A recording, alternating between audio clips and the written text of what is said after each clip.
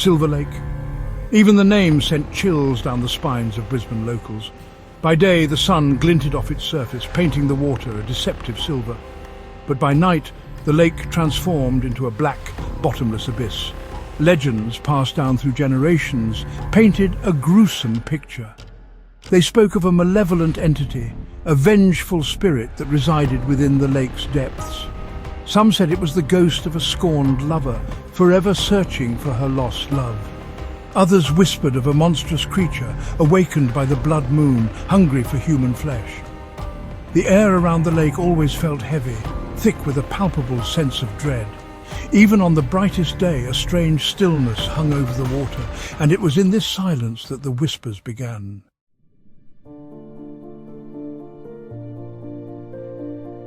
They seemed to emanate from the very heart of the lake, swirling around you like a vortex of unseen terror. The whispers spoke of unspeakable things, of ancient rituals and forgotten gods. They whispered of sacrifices made and vengeance sought.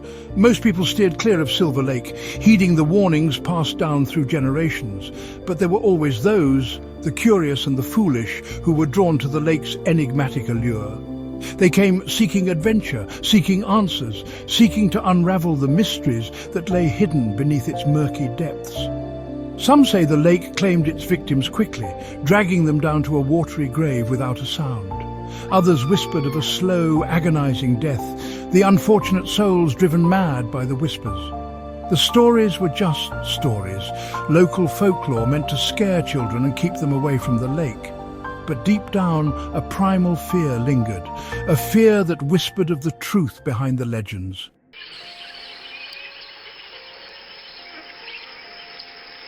For Silver Lake was more than just a body of water.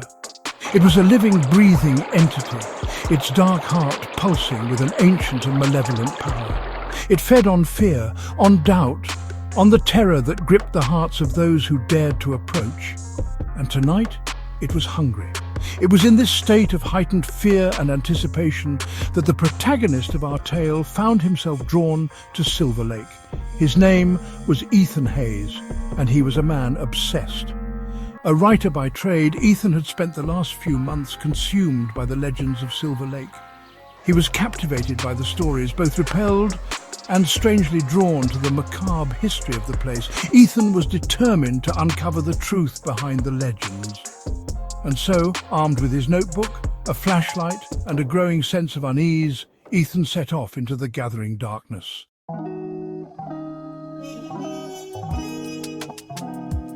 Ethan's car, a battered old sedan, coughed and sputtered its way down the dirt road leading to Silver Lake. The road was little more than a pair of tyre tracks through the dense eucalyptus forest. The deeper he drove, the more oppressive the atmosphere became. The air grew thick and heavy, laden with the scent of damp earth and decaying leaves. As Ethan finally reached the clearing by the lake's edge, a shiver ran down his spine. The lake lay before him, a sheet of polished obsidian reflecting the dying light of the setting sun. A sense of foreboding washed over him, whispering that he should turn back. But Ethan was determined to see this through. He parked the car a safe distance from the water's edge, the headlights casting eerie shadows. Taking a deep breath to steady his nerves, Ethan grabbed his backpack and stepped out into the stillness of the clearing.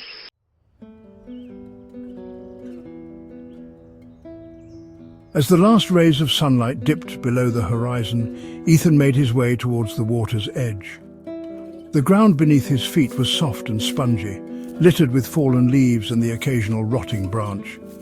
With each step he could hear the water lapping gently against the shore. The air grew noticeably colder as he approached the lake. He reached into his backpack and retrieved his notebook and pen, his fingers fumbling slightly as a fresh wave of unease washed over him. He had come to Silver Lake seeking inspiration, but now, surrounded by the oppressive stillness, he felt a growing sense of dread.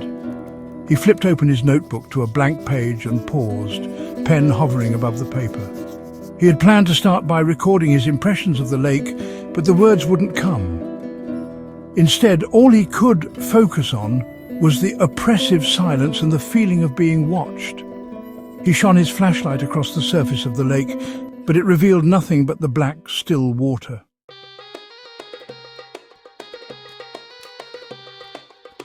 Deciding to move away from the water's edge, Ethan turned and walked towards a large, gnarled tree that stood a short distance from the shore.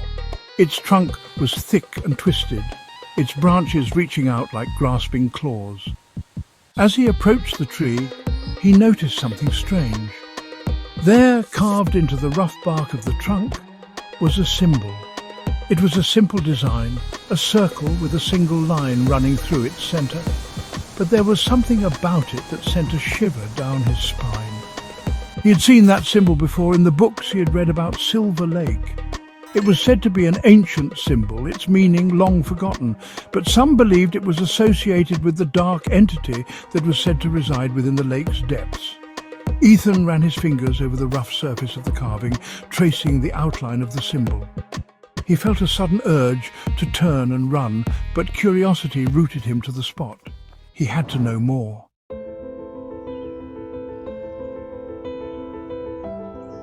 The silence that followed was deafening, broken only by the pounding of Ethan's heart in his chest. He stood, frozen, every sense on high alert, straining to hear any repetition of the noise. The wind rustled the leaves overhead, creating a symphony of whispers that played on his already frayed nerves.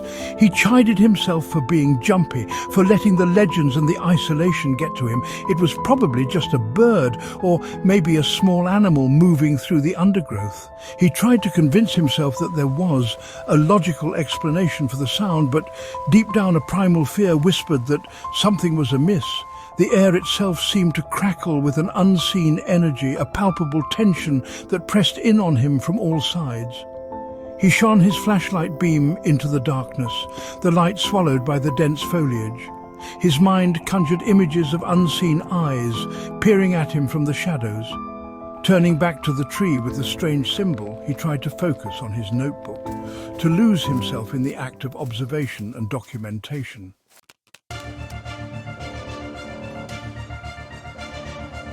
Ethan slowly turned, his flashlight beam cutting through the darkness, desperately searching for the source of the whisper. The trees loomed around him like silent sentinels.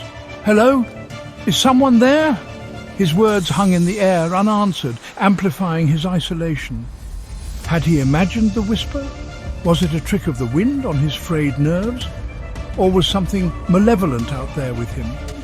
He tried to rationalize his fear, but dread settled in his stomach. The line between reality and delusion blurred. He shone his flashlight across the clearing, desperate for any sign of movement.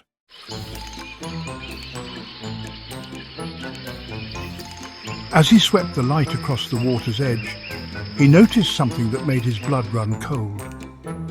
There, at the very edge of the lake, stood a figure. It was a tall, slender figure, shrouded in shadow. Ethan froze, his breath catching in his throat. The figure stood perfectly still, its gaze fixed on him. He couldn't move, couldn't breathe. He wanted to scream, to run, but his body refused. He was rooted to the spot, paralyzed by terror. Then the figure was gone. Ethan blinked, adjusting to the darkness. He shone his flashlight across the water's edge, but there was nothing. The shore was empty, the water still and black. Had he imagined the figure? Was it just a trick of the light, or had he witnessed something truly sinister? He didn't know what to believe. He felt like he was losing his mind. He took a step back, his heart pounding. He had to get out of there. He had to escape the oppressive darkness.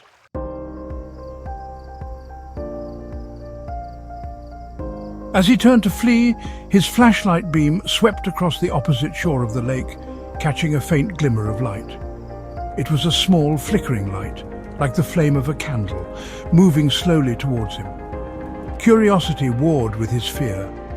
What was the light? Was it another person, lost and alone in the darkness, or was it something more sinister? He hesitated, torn between fleeing and understanding. The light moved towards him, casting eerie shadows. Ethan pointed his flashlight, hoping to see more. He saw a small boat, its wooden hull bobbing gently. A figure sat in the center of the boat. The figure appeared elderly, draped in a long robe. As the boat drifted closer, Ethan saw it holding a lantern. The lantern's flame cast a warm, inviting glow. It was just an old person, probably fishing. He had let his imagination run wild. He was safe now, or was he?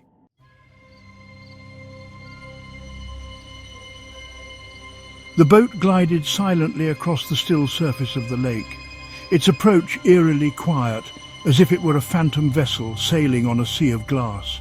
Ethan watched as it drew closer, his unease growing. It sat so still, almost blending into the darkness. The lantern light flickered, casting grotesque shadows across the water. Ethan was transfixed, drawn to the boat. He felt something was wrong, not just a... The air grew colder, a chilling breeze carrying a faint scent of decay. The hairs on Ethan's neck stood on end, instincts screaming to run, but he couldn't move. He was rooted to the spot, mind racing with questions. Boatman, and what was he doing out on the lake at this late hour?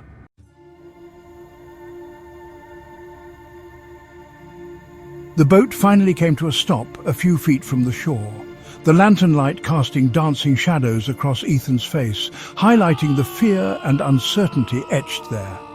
The figure in the boat remained motionless, its gaze fixed on Ethan with an unnerving intensity. The silence stretched on, broken only by the gentle lapping of water against the hull of the boat and the chirping of crickets in the distance.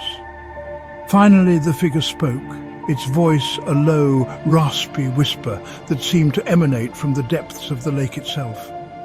"You should not be here, young one," the figure rasped, its voice barely audible above the gentle murmur of the water. Ethan swallowed hard, his mouth suddenly dry.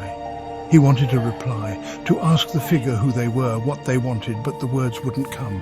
He simply stood there, frozen in place as the figure continued to speak. "This place is cursed," the figure whispered, its gaze never leaving Ethan's face. "The lake, it hungers."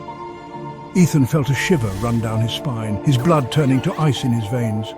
He had heard the stories, the legends whispered by locals about a malevolent entity that resided within the lake's depths. He had dismissed them as folklore, as superstitious nonsense. But now, faced with this mysterious figure and its cryptic warnings, he couldn't shake the feeling that there was more to the stories than he had realized. "What do you mean?" Ethan finally managed to stammer, his voice barely a whisper. "Who are you?" The figure chuckled, a dry, brittle sound that echoed across the still water. "I am the caretaker," the figure replied, its voice barely audible above the gentle lapping of water against the hull of the boat. The caretaker paused, its gaze boring into Ethan's as if weighing his every word. "You seek answers," the caretaker said, its voice barely a whisper. "But be warned, some truths are best left buried."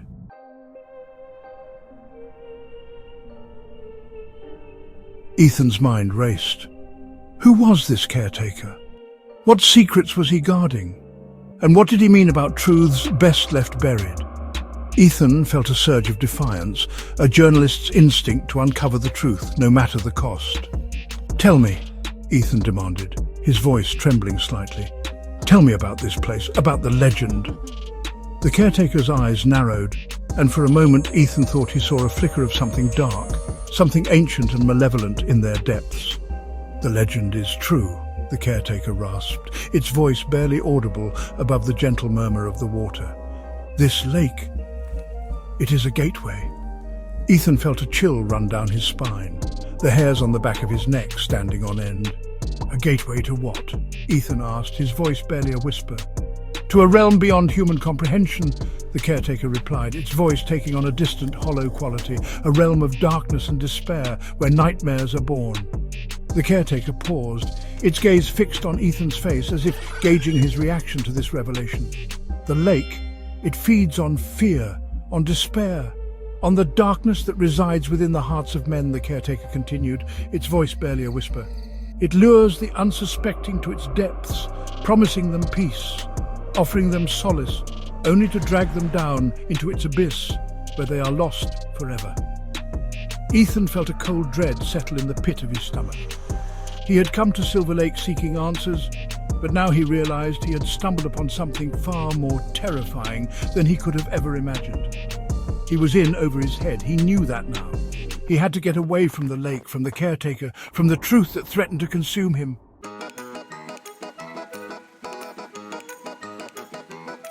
"Why are you telling me this?" Ethan asked, his voice trembling. The caretaker leaned forward, the lantern light casting grotesque shadows across his face. "Because you are already caught in its web," the caretaker whispered. "The lake? It has chosen you." Ethan recoiled, his heart pounding. He scrambled backward, putting distance between himself and the boat. But as he turned to flee, he felt an unseen force pulling at him. He dug his heels into the soft earth, desperate to resist the pull. And as the dark water of Silver Lake closed over his head, Ethan realized with a sickening certainty that some legends are true.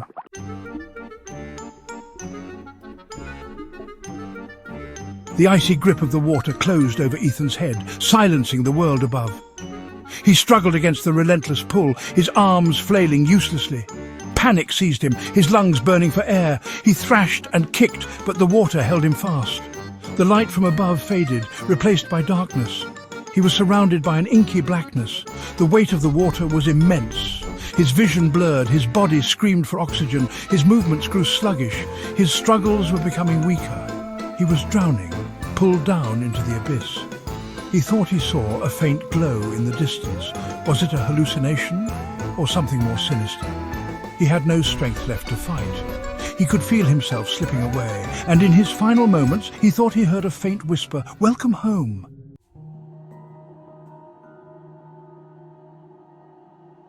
Ethan woke with a gasp, his body jolting upright. He was drenched in a cold sweat, his heart pounding against his ribs like a drum. He looked around frantically, his eyes struggling to adjust to the darkness.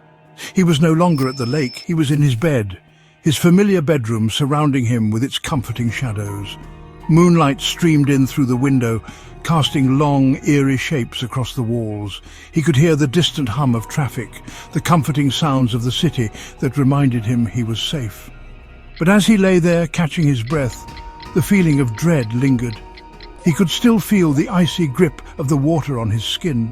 He reached for the bedside lamp, his hand trembling as he flicked on the switch. The sudden burst of light illuminated the room, chasing away the shadows. But it couldn't erase the image of the caretaker's face, his eyes glowing faintly in the lantern light. He swung his legs over the side of the bed and reached for the glass of water on his nightstand. He gulped down the remaining water, the cool liquid doing little to quench his thirst.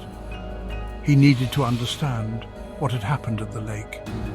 He needed to know if it had all been real or just a product of his imagination. He got to his feet and walked over to his desk, where his notebook lay open. He picked up the notebook and flipped through the pages, his eyes scanning the words. He couldn't remember writing most of it. It was as if his mind had blocked out the most terrifying parts of the experience. He closed the notebook and placed it back on the desk. It was a picture of him and his girlfriend Sarah, taken on their last vacation together. They had been planning to go back to the coast, but now, looking at Sarah's smiling face, a wave of sadness washed over him. He couldn't shake the feeling that he was no longer the same person who had left for Silver Lake.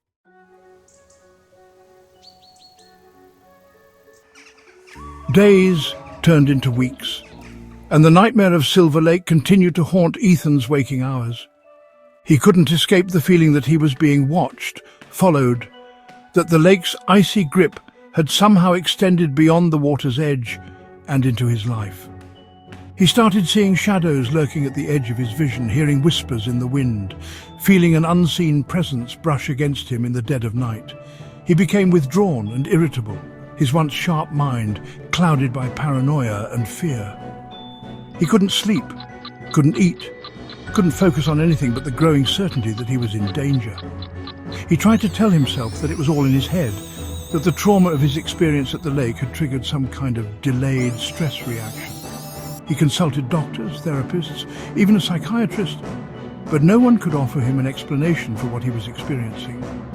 They prescribed him medication, suggested meditation, urged him to rest, but nothing worked. The feeling of dread persisted, a constant companion that whispered dark secrets in his ear, reminding him that he had seen too much, that he knew too much. And then, one night, as Ethan lay in bed, staring at the ceiling, unable to escape the memories that plagued him, his phone rang. It was Sarah. She sounded worried, her voice trembling slightly as she told him that she had been having nightmares. vivid, disturbing dreams about him drowning in a dark, cold lake. She begged him to come home, to leave Silver Lake behind and forget about whatever it was he had been searching for. Ethan's heart sank. He had tried to protect Sarah, to keep her away from the darkness that had latched onto him. But it seemed the lake had other plans. It was already too late. He had been chosen, and now, it seemed, so had she. The realization hit him like a physical blow. He had been so focused on his own fear, his own struggle to make sense of what had happened, that he had failed to see the danger Sarah was in. He had dragged her into this, his obsession with Silver Lake becoming a curse that threatened to consume them both. He had to do something, anything to protect her. But what? He was just a writer, a man out of his depth, grappling with forces he didn't understand. He had stumbled upon a truth too terrible to ignore, a secret that the lake had guarded for centuries. And now, it seemed, the lake was determined to silence him, to claim both him and Sarah as its own.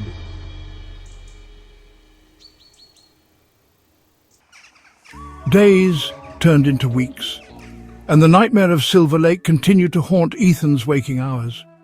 He couldn't escape the feeling that he was being watched, followed, that the lake's icy grip had somehow extended beyond the water's edge and into his life. He started seeing shadows lurking at the edge of his vision, hearing whispers in the wind, feeling an unseen presence brush against him in the dead of night. He became withdrawn and irritable, his once sharp mind clouded by paranoia and fear. He couldn't sleep, couldn't eat, couldn't focus on anything but the growing certainty that he was in danger. He tried to tell himself that it was all in his head, that the trauma of his experience at the lake had triggered some kind of delayed stress reaction. He consulted doctors, therapists, even a psychiatrist, but no one could offer him an explanation for what he was experiencing. They prescribed him medication, suggested meditation, urged him to rest, but nothing worked. The feeling of dread persisted, a constant companion that whispered dark secrets in his ear, reminding him that he had seen too much, that he knew too much. And then, one night, as Ethan lay in bed, staring at the ceiling, unable to escape the memories that plagued him, his phone rang. It was Sarah. She sounded worried, her voice trembling slightly as she told him that she had been having nightmares, vivid, disturbing dreams about him drowning in a dark, cold lake. She begged him to come home, to leave Silver Lake behind and forget about whatever it was he had been searching for. Ethan's heart sank. He had tried to protect Sarah, to keep her away from the darkness that had latched onto him. But it seemed the lake had other plans. It was already too late. He had been chosen, and now, it seemed, so had she. The realization hit him like a physical blow. He had been so focused on his own fear, his own struggle to make sense of what had happened, that he had failed to see the danger Sarah was in. He had dragged her into this, his obsession with Silver Lake becoming a curse that threatened to consume them both. He had to do something, anything to protect her. But what? He was just a writer, a man out of his depth, grappling with forces he didn't understand. He had stumbled upon a truth too terrible to ignore, a secret that the lake had guarded for centuries. And now, it seemed, the lake was determined to silence him, to claim both him and Sarah as its own.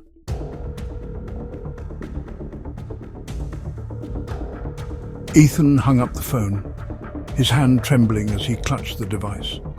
He knew what he had to do. He had to go back to Silver Lake. He had to face the caretaker, to confront the darkness that resided within its depths. He had to find a way to break the cycle, to protect Sarah from the fate that awaited her. He knew it was a fool's errand, a suicide mission, but he had to try. He couldn't live with himself if he didn't. As he turned to leave, his gaze fell on the framed photograph of him and Sarah. He picked it up, his fingers tracing the outline of her smiling face. "I'm so sorry, Sarah," he whispered, his voice thick with emotion. "I never meant for this to happen." He placed the photograph back on the desk, his eyes filled with a newfound resolve. He was going back to Silver Lake, and this time he wouldn't be coming back without a fight. The haunting whispers of Silver Lake echoed in his mind, a constant reminder of the darkness that awaited him. He knew he might not survive the night, but he was determined to face his fate head-on. He had to try, for Sarah, for himself, for the truth. The story of Silver Lake serves as a chilling reminder that some places are best left undisturbed, that some truths are better left buried. It is a tale of obsession, of the seductive allure of the unknown, and the terrible price we pay for seeking answers in the face of darkness. And as the legend of Silver Lake continues to be whispered through the ages, it serves as a haunting reminder that some secrets are meant to remain hidden, lest we awaken the horrors that lie dormant beneath the surface.